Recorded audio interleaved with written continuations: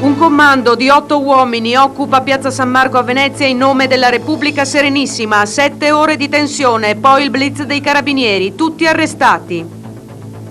Pesanti le accuse: attentato all'integrità nazionale, associazione sovversiva, banda armata, sequestro di persona, rischiano l'ergastolo. Il drammatico racconto del comandante del ferryboat dirottato: mi hanno puntato addosso le armi, ho avuto paura.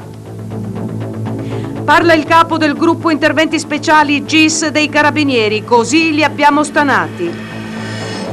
Chi sono gli 8 protagonisti della disperata impresa? Veronesi e padovani di provincia con un sogno comune, il Veneto indipendente. Il mondo politico condanna il grave episodio e c'è chi dice: Roma non ha capito il malessere del nord-est.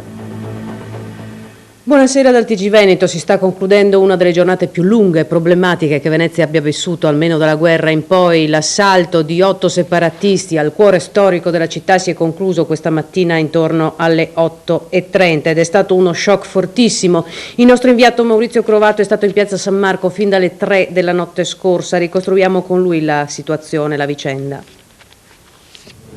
A mezzanotte e mezzo il traghetto che trasporta le auto dalla terraferma Lido di Venezia viene sequestrato da 8 persone armate. Al comandante del ferryboat Giovanni Girotto viene imposto di dirottare il mezzo a piazza San Marco. C'è un blindato militare, tinto di verde scuro con tanto di vessillo di San Marco, e un camper bianco targato Treviso, risultato poi rubato.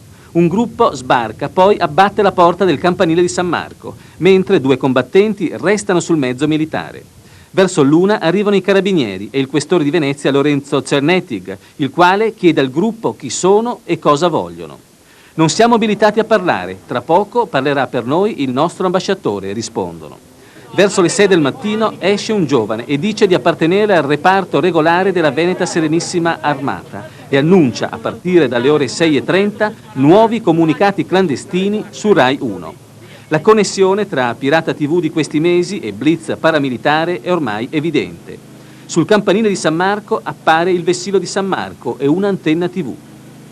Arriva il sindaco Cacciari e cerca un contatto con il gruppo e li esorta a desistere. Alle 8 del mattino si decide l'azione di forza. Sono passate 7 ore. Il procuratore capo aggiunto Remo Smitti si dice preoccupato.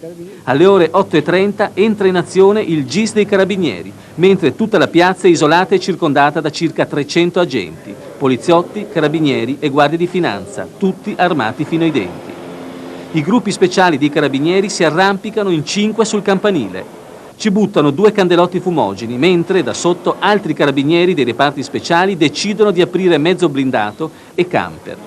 L'azione non è violenta, anche se uno del gruppo esce per manifestare la propria rabbia.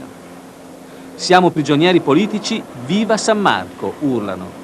Alle 8:40 il blitz incruento dei carabinieri finisce in un'atmosfera surreale, di una piazza San Marco che a 2 secoli dalla caduta della Repubblica Serenissima tutto pensava di commemorare, ma non con una occupazione militare.